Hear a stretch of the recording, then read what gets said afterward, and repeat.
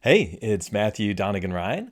I was one of the lucky 50 people that was able to attend the Tesla Investor Day last week as a retail shareholder. There was another 225 or so institutional investors there, plus a bunch of high-ranking employees. And I'm going to post a series of videos of some of the things I learned about the Tesla Cybertruck, the Tesla Semi, and today I'm going to share what I learned from my intimate meeting with Tom Zhu. And he told me all these things that I really wish were said during Investor Day for the rest of the retail investors to hear. So I hope by sharing them here, those of you who weren't able to attend in person get all the same information that I was able to receive. So who is Tom Zhu? So Tom oversees Tesla Gigafactories as well as sales operations in North America and Europe. Reuters claims he's second in command after only Elon. And he's most famous for, starting Tesla in China, as well as building and implementing and running Gigafactory in Shanghai, which is the most successful auto factory in the world. So let's jump into it. So first I want to share a bit of a hot take, and that's I believe Tom could very well be in line to take over as CEO after Elon Musk. So he's really charismatic, he's succinct, he's incredibly intelligent.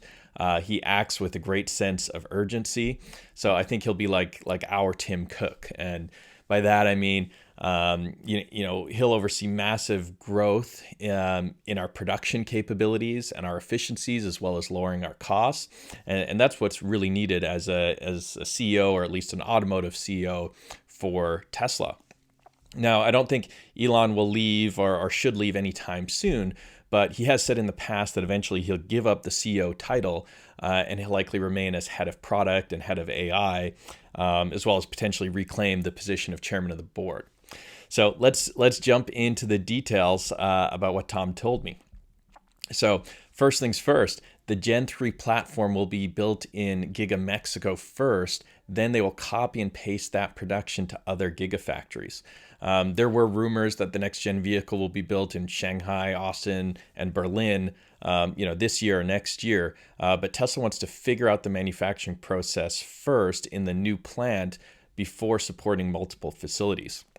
Tom told me that Giga Mexico was designed specifically from the ground up to build this next gen vehicle. So remember, the factory is the product. So this factory is designed to build a next gen vehicle, whereas Austin and Berlin were primarily designed to build the Model Y. So that's why they want to figure things out in Austin first, and then, figure it out in Nuevo Leon first, and then move that production to the other factories as well. Next, Giga Mexico will be constructed in less than 9 months. So it took 9.5 months to build Giga Shanghai. And remember, this was the project that Tom Zhu oversaw. So Tom says the goal for construction timeline for Giga Mexico is 9 months, but he thinks they can beat that. He also told me the first Gen 3 vehicle will roll off the production line in 18 to 24 months. So let's work backwards from there and see if that timeline is possible. So apparently the state of Nuevo Leon has already approved Tesla's needed permits to build there, but there are still some federal permits that need approval. So Tom thinks we should have these, or Tesla should have these approvals within the next 3 months, and then they'll be able to break ground. So it's the beginning of March. Let's say they break ground in June of this year, 2023, and start construction shortly thereafter. We can expect the factory to be finished around March or April of 2024. So figure it'll take 6 months or so to implement and refine the next gen platform production. It definitely seems very possible Tesla will hit the goal of selling the first Gen 3 vehicle in Q4 of 2024 or Q1 of 2025 at the latest. And so, when I went through these timelines with Tom, he said he thinks he can actually beat these deadlines. So these deadlines, these are internal Tesla deadlines that they're communicating to their staff, but Tom thinks they can beat them. So moving on next, I asked if the Gen 3 platform or vehicle will be stainless steel or will it be painted? And Tom kind of looked at me and smirked and said, paint is expensive. So he didn't really confirm or deny anything. So make of it what you will. But by paint is expensive, that could mean that the vehicle will be stainless steel, like it could be a cyber van or a cyber car. Of course, it could also mean, maybe they're going to use plastic, like the, I think BMW had some plastic doors on, I think it was their X1 or some car they had in the early 90s. Of course, Saturn, a GM-owned brand in the US, had plastic doors. In China, there are some vehicles that have some plastic body panels, but I really don't think that's what he meant. I think it could mean, that the vehicle, or most likely means the vehicle will be stainless steel, like the Cybertruck. Of course, he could also just be saying that paint is expensive. If you think about paint on a $25,000, next gen vehicle, and the paint on, say, $110,000, $125,000 Tesla Model X, the cost to paint each of those vehicles is not that much different, even though the Model X might be, 3, 4, 5 times the cost purchase price to the consumer. So that means that the paint is much bigger cost of goods sold on that next gen vehicle than it would be, on a Model S or a Model X. Regardless, I think the next gen vehicle will be stainless steel. Moving on, next thing he shared was that Giga Mexico will be built at the same time as another Giga. So this was very exciting news to hear. I did post this on Twitter, and a couple of people had, mentioned, the construction of another Giga could be an expansion of one of the other Giga sites. But Tom said this will be a new location. So he also said they are going to expand all of the other Gigas except for Fremont. So Giga Shanghai, Giga Fremont, and Giga Berlin will expand. He did share some news that I didn't know, that Tesla has the option to purchase additional land adjacent to Giga Shanghai. So there's tons of expansion capabilities there. He said they love Shanghai because of how close it is to the port of Shanghai. So the port of Shanghai, it's the busiest port in the world. So by having a plant, Giga Shanghai so close to it, as well as the option to, double down on that location, is super exciting to him. So there's lots of speculation where the next Giga factory could be, maybe Indonesia, Canada, UK, another one in Europe. But, it could also be, say, an East Coast or Northeast or Midwest U.S. plant as well. So I don't have any inkling on where the next plant will be, but I imagine we will get an announcement in the next, 3 to 6 months. Tom also shared that all Gigafactory architecture, design, and construction is done in-house at Tesla. So a lot of us knew or assumed that the architecture and the design was done in-house, but Tom also told me that construction is also done in-house. So this is huge. The construction company is a wholly owned subsidiary of Tesla. So it means when Tesla builds something, if the designs something, if the construction company has issues with that design, that you're not going to battle back and forth with a third party. These are internal team members that you can work with during construction, and obviously there'll be a ton of changes to the factory as it's being built. So having that all in-house under one roof in teams that have excellent communication is extremely important. Next point. Tom mentioned that Shanghai ramped faster than Austin and Berlin because Shanghai essentially copied Fremont's production of the Model 3 and the Model Y, whereas Austin and Berlin started from fresh. They had to figure out the castings and the structural pack of the Model Y. So essentially they were building, a brand new vehicle for the first time in 2 different locations. Those of you who follow Tesla closely, Berlin was supposed to be completed before Austin. So maybe the plan was initially to have Berlin figure out the structural pack and the castings of the Model Y, and then copy and paste that to Fremont. Because of the delays in Berlin and how fast the Austin plant was able to be constructed, they essentially had to figure that out in 2 locations at the same time. So going back to my earlier point, this is probably why Tesla wants to build the next gen vehicle in Nuevo León first before doing it in additional locations. Next point, Tom shared that the benchmark for rolling Model Ys off the production line is 45 seconds. So internally, they have a goal. They want every 45 seconds a new Model Y to roll off the production ramp or the production line. So he also shared the current times it takes. So in China, it takes 37 seconds. So every 37 seconds, a new Model Y rolls off the line. In Berlin, it's 55 seconds. And in Austin, it's 75 seconds. So this was new information, not something that I'd seen leaked before. And frankly, I was pretty surprised that Tom shared this with me. And it's also surprising or exciting knowing that Shanghai is producing, 2 Model Ys for every 1 Model Y that's being produced in Austin. That means there's a ton of room for improvement in Austin. So I'm excited to see, Austin catch up. And I imagine over time, there's going to be quite the battle for which Giga is producing Model Ys the fastest.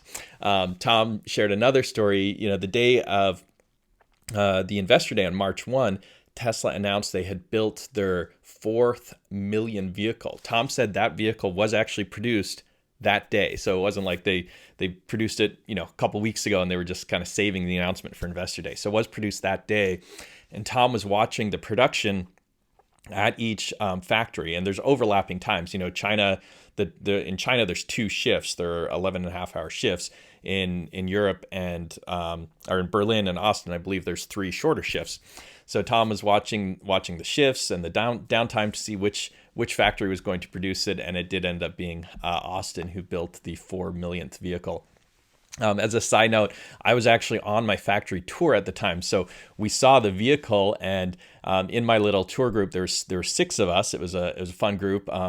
Galileo Filch, Gally was there, as well as Dave Lee. Were both in my little group, and they'd actually put us in the photo. So the six of us retail shareholders were in the photo, but then we looked at our watch, and that photo was taken right before 3:00 Central Time, right before the presentation started. So we actually had to leave the photo area before the picture was snapped. But it was pretty exciting being in this huge group of Tesla Austin employees who were all gathering around to celebrate this huge milestone. So next point. Another thing about Tesla Shanghai. So this year, Tesla closed down for Chinese New Year. So this was the first time in 3 years that Giga Shanghai closed for Chinese New Year. Because of the pandemic, they didn't close the past several years.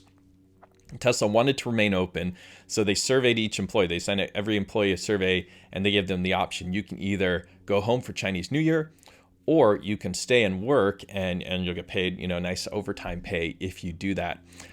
Tom said 80% of the employees chose to go home. So we can't fault them for that. They deserve a break, just like everybody else. So they did have to close down the factory. The next thing Tom shared was that the Midnight Cherry Red and the Quicksilver paint cannot be produced in Austin's paint shop. This has been rumored before, but Tom actually confirmed it. He also said there's no current plans to offer those 2 beautiful colors to North American buyers. So, maybe at some point we can look forward to having those colors available for us here in the U.S., but it's not going to happen anytime soon.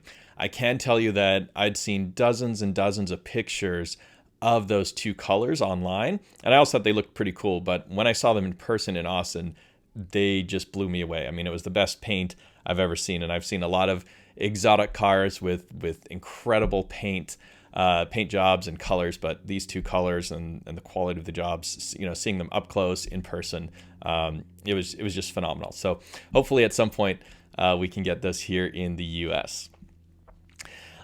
Next point, Tom shared that we will see more proactive communication soon. So, Tesla China is very proactive with their communication.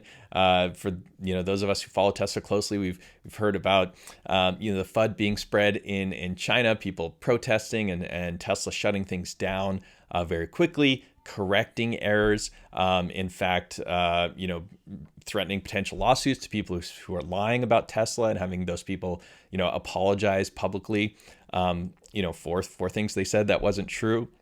Tom was one of the people who was leading that. And so Tom said, Tesla now has these country-specific Twitter handles as well as comms teams in Asia, and they're going to roll out the strategy in Europe and North America. So every country in Asia has these, these independent teams to tackle the communication with their local market. So I'm really excited to see that spread to North America, because a lot of us, we don't love it when the media is spreading false things about Tesla and there's not really a response from Tesla. So I know the pro PR crowd will be very happy to hear this. Next, Tom shared that Tesla China is actively working with local Chinese regulators to approve the use of FSD in China. This is great to hear. He also said this is the same policy for all manufacturers. So it's not just Tesla. It's not like Tesla's Chinese-owned competitors can have autonomy and Tesla cannot. They're all restricted. He said these restrictions have more to do with camera recording rather than autonomy functionality. So the Chinese government is just concerned about companies, recording everything that's happening in the country. So I'm not sure how effective these rules are anyway. Everyone in China has a smartphone. They can record anything they want. Of course, dash cams are pretty popular as well and very inexpensive. So, if you're a consumer and you own a car, you can drive around and record all you want anyway.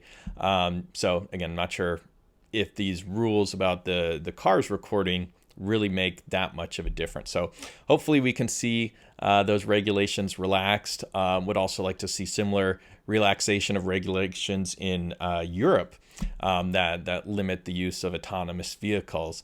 And if that does happen, us Tesla shareholders, we can expect a higher take rate of FSD subscriptions as well, which would be great for margins. So that's the main things that I heard from Tom Zhu. If you have questions for me, write them in the comments. You can also ask me them on Twitter. My Twitter handle is @MatthewDR. Later this week, I am going to share my videos on the Tesla Cybertruck as well as the Tesla Semi. So please subscribe, turn on notifications, and you'll hear those first.